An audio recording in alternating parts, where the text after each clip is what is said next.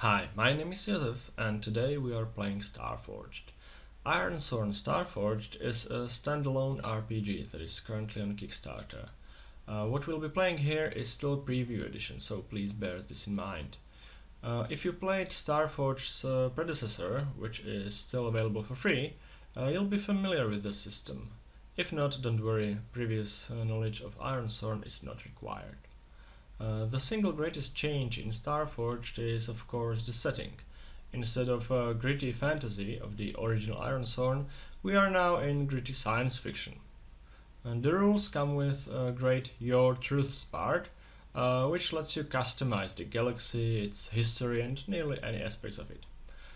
For our purposes, that would take too much time, so I'm just going to summarize my version of the galaxy, my truths, so we can get to gameplay. Our ancestors fled their home galaxy to escape a terrible anomaly called the Sun Plague that snuffed out entire stars.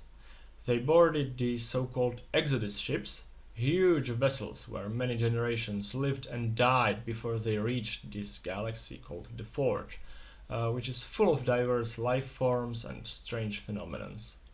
When they arrived, they dispersed, founding new settlements, exploring and expanding. Communication between settlements is difficult, and there are no states as such. Instead, settlements are gathered into clans. The further to the frontier, the less likely it is that any authority exerts its power there. Neither laws nor religion are centralized. Magic exists here, in a way. A secretive order of paragons create augmentations that allow them to harness the strange energies of the Forge in a way that looks like magic for the rest of us. At the same time, these same energies sometimes create unnatural horrors, from strange lights or sounds to dead who cannot find rest in their icy graves. We are not first to live in the Forge. Many strange civilizations, now called the Precursors, rose and fell, and ruins, monuments and other artifacts of their making can often be found on many worlds. So we have our galaxy, and who is our protagonist? Augustine Lefrott, or as he prefers it, Gust. Gust is a member of a wealthy Lefrotts, one of the most prominent families of the White Suns clan, but he is currently not on good terms with his family. He discovered his father was implicit in some heinous crime, we don't know what it was, and even though he doesn't agree with his family's ways, he decided to save its honor. Gust stole the ship that was somehow used in this crime and fled to the Outlands region of the Forge, a place where clans have little power, settlements are scattered, and navigation paths are mostly uncharted. Mechanically, Gust has 1 in the edge, 3 in heart, 2 in iron, 1 in shadow, and 2 in wits. His chief asset is his ship called Morena, that he stole from his family. It's a very modern and highly automated vessel to allow for a single-man crew. Another asset is Ace, meaning he is a competent pilot, though maybe he relies more on clever maneuvers than speed since he has higher wits than edge. Next we have Blade Master. I see Gust's family as aristocrats in a way. An old family sorts come with that. I think Gust stole this one as well. And his last asset is a companion, a glowcat. Glowcats are empaths. These animals are able to feel emotions from people around them, and they show on color of their fur.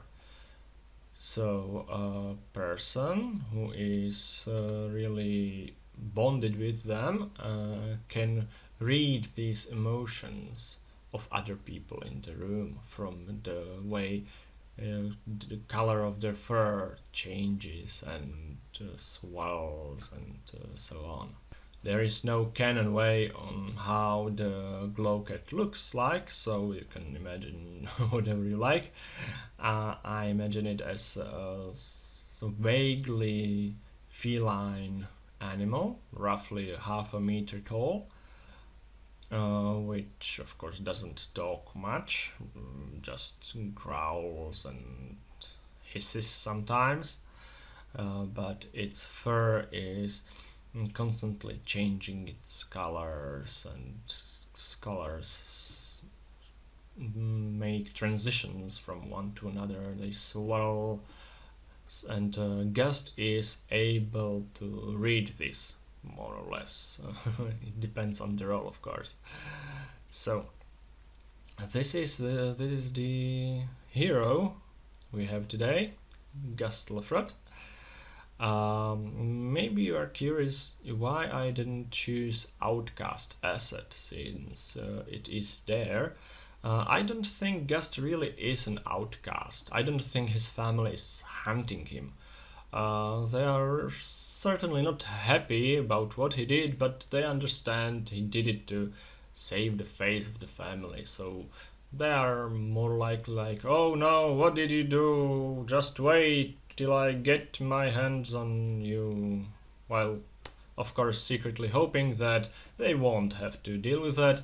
They can just wait some time until everything blows over, everything is forgotten, and then Gust can return home and act like nothing happened. So we have our galaxy, we have the characters, so we can play.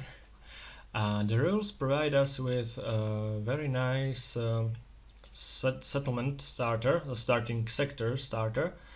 But again, this will take some time, so I'll just skip and create a single settlement, and let's see what we can find there. I'll be using these Starforged Playtest oracles, which will help us roll things quickly.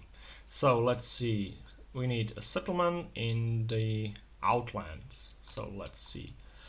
It's called Sagan Planetside Settlement, population tens of thousands, it's pretty big. First look, builds from random scrap. Okay, so this is quite good. It's a very big settlement. Since this is a planet-side settlement, we need to figure out what the planet is. So again, planet in Outlands. Let's see what the oracle tells us. Ooh, it's a jungle world. Nice. A humid, rain-soaked planet which keeps its secret under a thick canopy of vegetation. So we have this huge jungle world in which we found a big settlement with population of tens of thousands built from random scrap. So the way I see it is the random scrap are actually not some junk or parts of starships, but pieces of wood or stone, whatever they can find on this jungle world, because obviously there are not going to be brick or concrete buildings, so they have to make do with what they have at their disposal, and in this case it will be mainly wood and stone. Mainly wood, I think, in jungle world. We'll start the story right here. Gust just makes his jump, mostly blindly, and he finds this world with this settlement on it. So we'll just go there and see if there is some wow for us to swear. So the starship moves closer to the world. I think Gust is quite excited, talking to his glowcat, which of course doesn't respond, but he likes talking to it. So he will be like, oh look, a beautiful jungle world, just what we need to get lost for some time. This will be nice, maybe there will be some other cats, Pride. Are you happy? Pride is probably not that much happy, but she just lets out a low growl and doesn't respond much.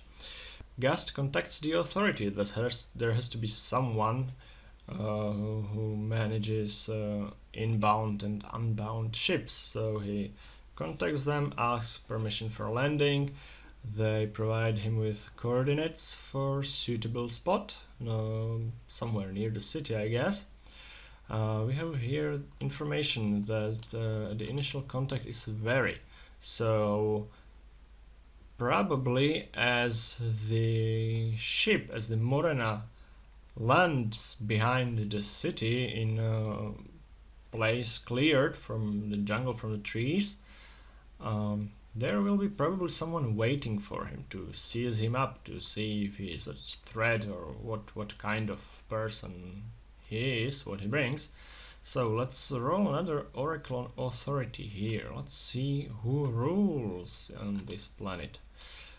Fair, it's a fair, okay, authority, so whoever rules his is not a tyrant or some corrupt leader. What is this settlement about? Guard technology. So they guard technology. Maybe this is some kind of research facility, or maybe some. Maybe they are archaeologists who excavate some precursor site. That could be interesting. Okay, very well. So let's see what happens. I think as the ship lands and Gust and Pride come out to meet the guards or whoever there is, they might be slightly abashed to see a glowcat. It's not that common, I think, not that common animal.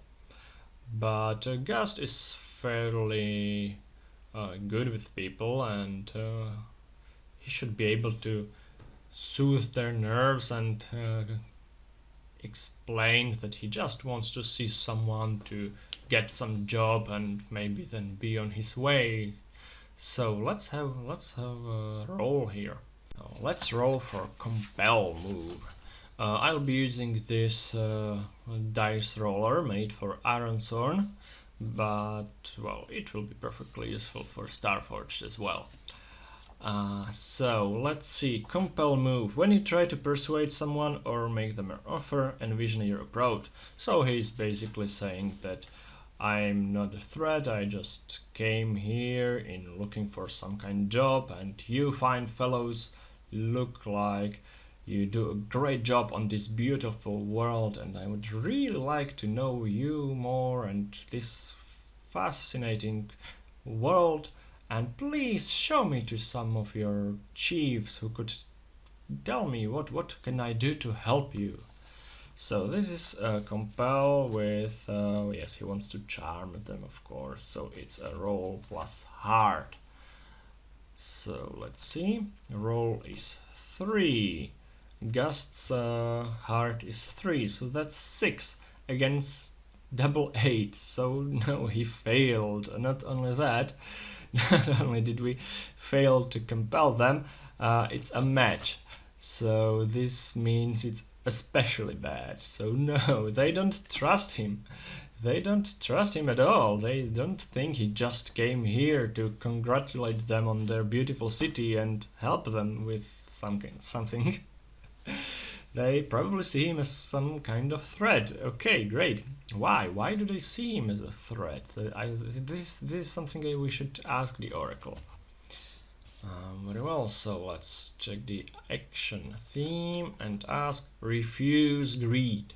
So they don't believe me because they think I came to steal their excavations. Yes, that would make sense. Probably because because they had a problem with some looters or pirates or scavengers, something like that. So yes, they think Gust is another one of those. They don't trust him. They are basically arresting them and taking them to authority. Very well then. Not a great start, but it's doable. So, what happens next? They take him into the city. He sees buildings made of great pieces of wood or stone, not really crafted in any way, just somehow laid against one another. It's not a great architecture, but it's obviously functional, and there are a lot of people there. Very many people for a city of this kind of architecture. Yeah, so they escort him across this city into the central building, a very large, mostly stone building, whereas most of the buildings in the city are wooden. This is mostly stone. They take him inside. He can see that there are many advanced techs, pieces of technology inside, computers, measuring devices, and so on. So it's a strange combination in this sense. But they take him inside, deeper into the building, until they meet. Let's make NPC. Let's make an NPC. I think a title of a leader of such community could be a Chancellor, for example. This looks like a scholar. Yeah, this looks like an academic settlement, so a Chancellor sounds good. Okay, who is this Chancellor? Let's ask the Oracle. Lowell Barbosa. He's a historian. Very well, this fits. First look, aged, adorned. Very well. So this is Lowell. Chancellor Lowell is an older man with grey hair, grey beard, with a very adorned, very decorated robe, as opposed to most of the other inhabitants whose clothing is much more practical. This one is clearly someone of importance. And what is his goal? What is this position is wanting? He wants something. Okay, but what is his goal? Endure innocence. So I think he just really wants to keep this settlement as it is, meaning it's an academic society which strives to uncover these precursor relics and texts for knowledge alone, not to use it in any way or misuse it even, which of course is not the goal of scavengers they've had problems with, or pirates, we'll see. So they take Gust to Chancellor Lowell, where he's obviously skeptical of Gust and his alleged goal of just seeing what's here and helping them. But I think we get another role to compel Chancellor Lowell personally. So let's see. Compel again. Let's charm him. Roll again. 5. With heart 3 is 8 against 4 and 8. So this is a weak hit. On a weak hit, they do what you want or agree to your conditions, but their agreement comes with a demand or a complication. Envision their counteroffer. We take 1 momentum for the hit, which is great, but they do not readily trust him. They don't think he's a scavenger or a pirate, but they don't quite trust him yet. So I think what happened was that Gust made his best efforts to make a good impression. He talked to Chancellor Lowell about how he's just roaming the galaxy in pursuit of knowledge and wanting to learn and see the galaxy, something like that. His glowcat can really be helping him with that. I should have made an secure an advantage roll, but let's leave it now. Until I think Chancellor Lowell says okay then. So if you really want to help us, we will give you an opportunity to help us. And we'll see if what you say is right. If it is, there will be plenty of opportunities for you to help us and earn this knowledge you seek. But what kind of job will they have for Gust? We can roll on the settlement trouble here, but I think we already. Oh, let's roll. So let's see. Impending natural disaster. So there is something natural happening that threatens the settlement, and we somehow discovered that also there are scavengers here, so we can basically choose between the two.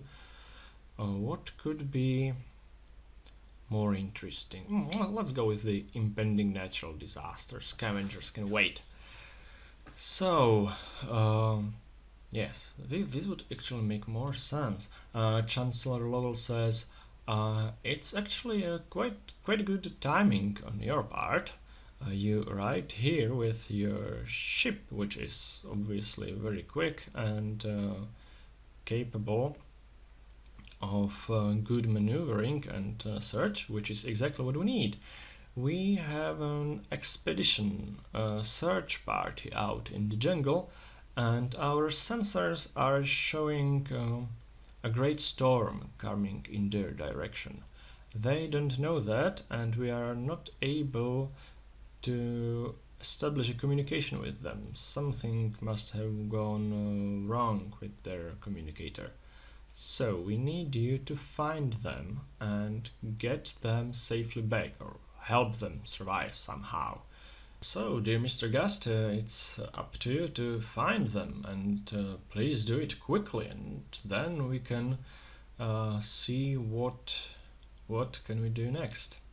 Gust draws his ancestral old-fashioned sword to slight discomfort of the guards around him, and looks seriously at Chancellor Lowell and says, I swear I shall find this expedition and secure their safety on this iron. Chancellor Lowell looks relieved a bit and says, very well then, go ahead, there's no time to lose. Go. We need to roll for the swear on iron vow. Again, this is on hard. So let's see. 4 with hard 3 is 7 against 5, and 8 is a weak hit. So on a weak hit you are determined, but begin your quest with more questions than answers. Take +1 momentum and envision what you do to find a path forward. So I think the complication is that they don't know where exactly is this opposition. They know approximate place where they were going, but not exactly, and of course they could have changed this if they found something on their route. And plus they are using some kind of speeders or hovercrafts to move around on this around this jungle world, so it's really quite a large area to cover. So I'm marking this +1 momentum up to 4, and Gust hurries quickly back to his ship. He doesn't do much sightseeing, and he needs to fire up the engines and go looking for them. Mechanically we'll take this, we'll do this as an expedition, I think. Even though we are using a starship in atmosphere in the planet, but Gust will have to go slowly to actually so his sensors can actually penetrate the thick canopy of the jungle, taking into account as well that the expedition we are looking for is can be in a very large area. We don't know where exactly. So this should be, I think, a troublesome expedition. That shouldn't be too much, but it will take some time to find them. So let's roll for undertaken expedition. He is going to certainly not move at speed, and he is not hiding from anyone. So this will be a roll for wits. Gust has wits too, so let's roll for the first leg of this expedition. 5 plus 2 is 7 against 7 and 2, which is a weak hit. Weak hit means you reach a waypoint, envision the location and mark progress per the rank, so this means 3 progress for the troublesome expedition. But since this was a weak hit, this progress costs you. Choose one. Suffer costs en route, make a suffer move, -2, or 2 suffer moves, -1. Or face a peril at the waypoint, envision what you encounter. So I think it will be more interesting to see some peril. So first we have to see what kind of waypoint we found. Let's roll for descriptor focus oracle. Planet side, this is land. Yes, this is land. Let's see. And a natural beacon. Oh, so I think what we found was some precursor beacon, some navigational system that disrupts the sensors. It disrupts the Morena's sensor and navigational computer. So as Gust sits in the cockpit and reads all the data readouts on 1, 2, 3, 4 screens, everything suddenly starts to go crazy. The numbers go up and down, the crazy glitches around appear everywhere, and even the ship itself starts to wiggle and go off course, and we have to face danger plus wits, I think. Yes, because this will be with expertise focus over observation. So plus wits, face danger plus wits, to see if Gust makes first understands what's happening and makes it out alive. So let's see. Roll plus wits. 4 plus 2 is 6 against 4 and 2 is a strong hit. So face danger on strong hit, you are successful, take +1 momentum. So we go up to 5, which is nice. So yes, no problem. Gust immediately understood that there is something that makes the sensors crazy, and stabilize the ship and just change the course away from here, and this helped him avoid this danger. Very well, so this was the first part of expedition. Let's go for another. Again, it's undertaken expedition plus wits, and it's 2 plus 2 is 4, which is lower than 7 and 5. This is a miss, and our momentum wouldn't help us. No, it's only 5, so we can't burn momentum to help us. This is a miss. You are waylaid by a crisis or arrive at a waypoint to confront an immediate hardship or threat. Do not mark progress. Pay the price. There isn't an oracle for pay the price, so let's just use it old-fashioned way. I'll roll the dice, I'll ignore the action die and read challenge dice as D100, so we can see what price we have to pay. 10 and 2, so it's 0202. a trusted individual or community acts against you. So there is a traitor in this settlement of academics and archaeologists. This is really interesting. A traitor here. So, what could the traitor do? He doesn't want us to find this expedition for some reason. So let's say he planted a bomb on our spaceship. Yes, that's what traitors do, right? So, just as Gust successfully evaded this strange alien beacon that disrupted his systems, a huge explosion shook Morena and all the systems went crazy again, everything beeping, smoke coming out. Let's see, I'll just take integrity of the starship lower, because, well, that's the story. And let's see if we can face danger. Face danger with, I should have said with what first, but it's with expertise. He has to keep the ship afloat. And it's 6 plus 2, 8 against 9 and 2. It's a weak hit, so you succeeded but at a troublesome cost. Make a suffer move, -1. So let's take ship's integrity down again, -1. One for the narrative purposes, the bomb went off, and the second for the face danger result. So the bomb really damaged this ship of ours, but Gust managed to keep it in the air. So the systems stopped beeping one by one. The red lights went off as he rewired the systems, and he managed to bypass some of the other systems.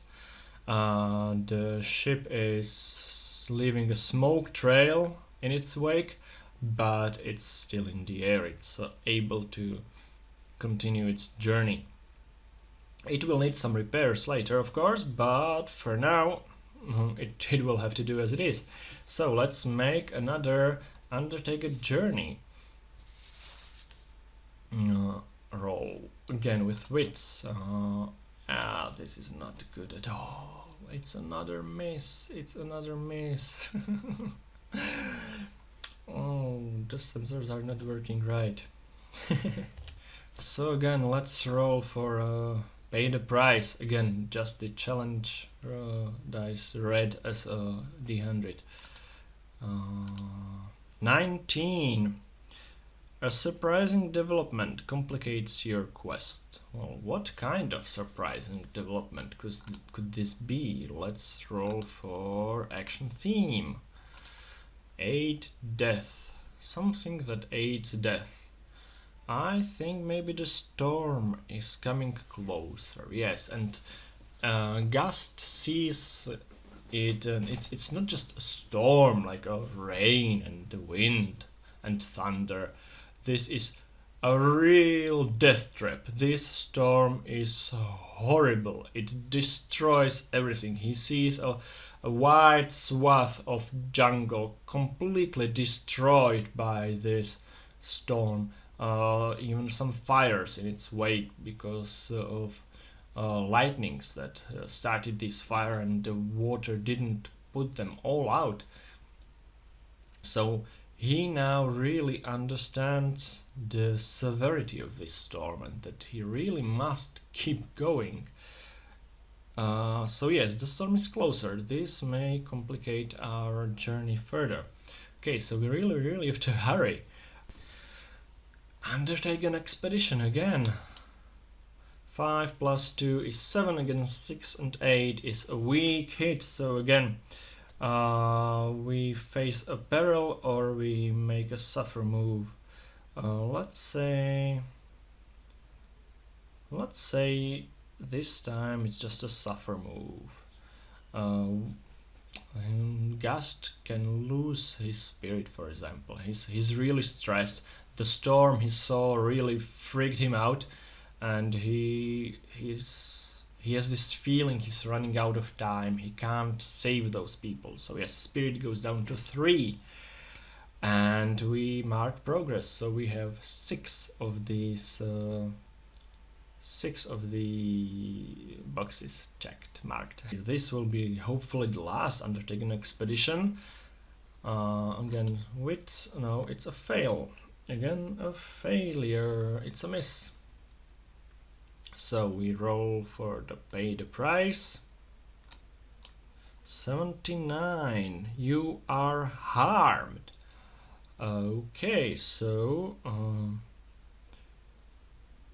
as I see it, the storm getting closer it's still far away, but the wind is already so strong that an unexpected gust of wind took the ship and threw Gust against the wall, and he hit something and it hurt quite much. So our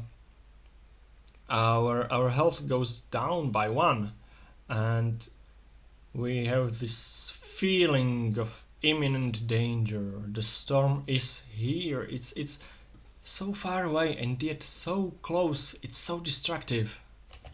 So let's try to finish this expedition already. Yes, okay, 5 against 4 and 8 is a weak hit.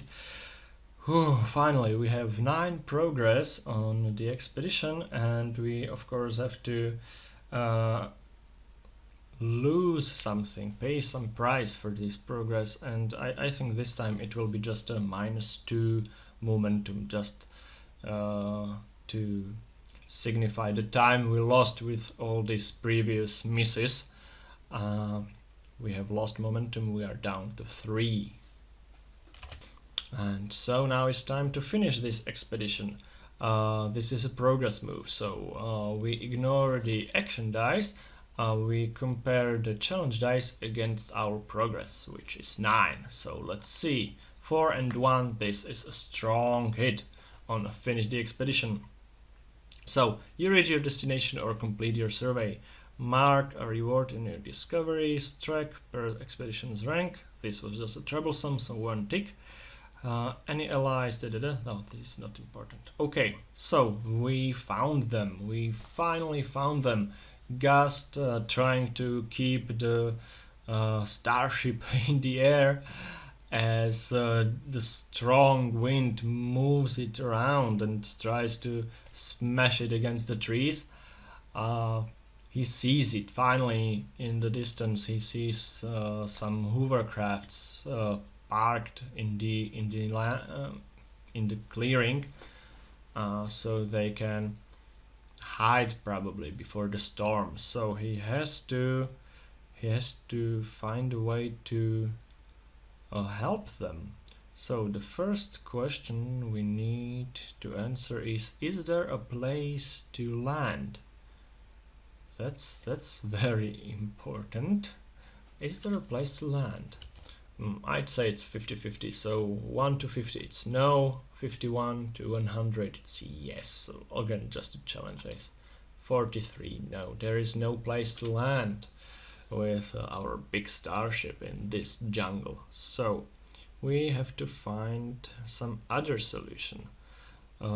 Gust tries to communicate with them, but it's been established already that their communicator is broken, or there's something wrong with it, so we cannot establish this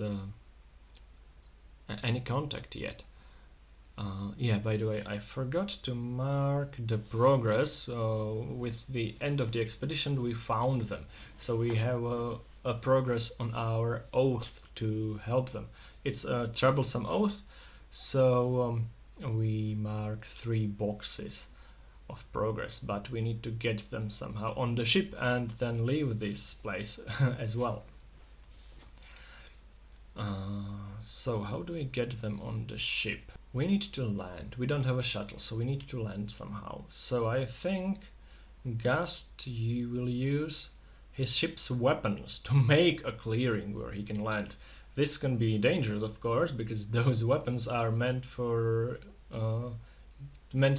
to be used in space, and this is a jungle, and there's a storm coming. Well, okay. So let's see. We will have to make a clearing. Yes. This is in a combat. This would be a strike move, but this is not a combat. So I think this will be just a secure an advantage. Secure an advantage with weapons, with ranged weapons. This could be edge, which is not his strongest area of expertise. But let's see if he can secure his advantage by clearing away with ship's weapons. So rolling, it's 5 against 5 and 8, so this is a miss. You fail or your assumptions betray you. Pay the price. No, this did not help. Somehow it backfired, but how? Let's roll and pay the price. 33. 33 means something of value is lost or destroyed. So I think he started to clear this area with weapons, but with what he thought was a safe distance. But he underestimated how effective the weapons are in atmosphere of a planet, and as he started blasting with the surface, the jungle with his lasers, huge pieces of trees starting flying everywhere, and one of them hit one of the speeders that the expedition had there, and they were hiding. So it's just broken underneath the giant chunk of a tree. Anything that was loaded there is probably destroyed. So yes, he managed to make a clearing where he can land, but he also destroyed equipment and maybe also some of these valuable artifacts or some things they excavated. No, they won't be happy. So when he lands there and gets out of the ship with Pride, his glowcat is always with him. He runs to them and says, quickly, come on the board of my ship. They are not really happy. They see him maybe as an attacker. They probably don't have weapons, but they have some equipment with them. They are ready to defend themselves. So Gust needs to compel them. Yes, he will have to explain what happened, why he is here, and what happened was a mistake. So first we will use our glowcat as a help with this compel moves. So we shall first secure an advantage plus heart if Gust can interpret changes in Pride's fur correctly. So this is plus heart. 4 plus 3 against 1 and 10 is a weak hit. So a weak hit on secure an advantage, either plus 1 to my next move or take plus 2 momentum. I think I'll take plus 1 on my next move, which will be compel. So compel plus heart again, plus 1. 3 plus 3 is 6, plus 1 for the reading of Pride's fur correctly is 7 against 2 and 6, which is a strong hit. Gust runs to them and says, please, friends, Chancellor Lowell sent me. Just take everything on board my ship. There's not much time. Please do as I say, quickly. And they understand that he's not really there to harm them, so they start loading everything onto his ship, everything they can. I don't think all the remaining speeders, sorry about that, can fit in there. but they carry what they can, and the rest is left there to be probably destroyed by the storm. But well, what can we do? So yes, this is another progress, I think. Another 3 boxes of our troublesome oath to help them, and this takes up to 6 boxes. Now we just need to get them safely home. After the successful compel, we have +1 momentum, so this takes us up to 4, and now we have to take them back to the city. We won't be making an expedition, we'll just set a course, because we know where the city is, we didn't know where they are. So when you follow a known route across roll plus supply, so the supply is 5 again, so this is 2 plus 5 is 7 against 3 and 6. It's a strong hit. On a strong hit, you reach your destination and the situation there favors you. Take +1 momentum. So momentum goes up to 5, and our ship loaded with archaeologists and stuff they found is coming back to their city, to the settlement of Sagan. We land safely on the clearing. I think there's probably someone already waiting for us, and they help us unload everything and take us back to Chancellor Lowell. I think he'll be quite happy to see that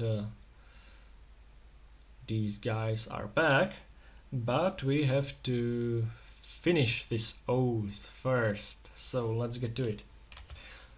Fulfill your vow is also a progress move, so we don't count the action die, we just roll challenge dice against our progress, which is 9 now, because we got the last 3 progress from helping them getting back to the city. So let's roll 5 and 10, which is a weak hit. Yes, well, fulfill your vow on a weak hit. So we mark the reward on our quest legacy track. For troublesome, it's just 1 tick. But there is more to be done, or you realize the truth of your quest. If you swear an iron vow to set things right, take full legacy reward. Otherwise, make the reward 1 rank lower. So there is no 1 rank lower, but I think why this is not a great success and only a strong hit, it's because we destroyed that one speeder loaded with excavated artifacts, and Chancellor Lowell is not happy about it at all. So he's quite angry, I think. He says, I understand if you couldn't save them. I'd understand if you couldn't save all of them, or all of their equipment. But destroying yourself, some of it, is just unfathomable for me. Please tell me, Gust, how did you manage to do it? What was behind this idea of shooting weapons so closely to them? And Gust just, he can't do much. He can just admit that this was really his mistake, and that he misread the situation, and he thought he was doing his best to save them. But the deed is done. He saved all the lives, not all of the artifacts, but it's lives that matter, right? So I think this is done. Chancellor Lowell is not happy, but not entirely happy, but Gust did what he was tasked to do. Chancellor Lowell is now a connection, I think. And maybe some other time we can soothe Chancellor Lowell's nerves and get some more jobs from him. Well, until then, you can find Starforged on Kickstarter. You can find Ironsworn on its website and download it for free. And all the art you've seen here was from the Starforged rulebook, and as you see, it's great. So thank you, Shawn and Joshua, for this great game, for rules and art, and I really hope I'll be playing much more of it and having great fun with this.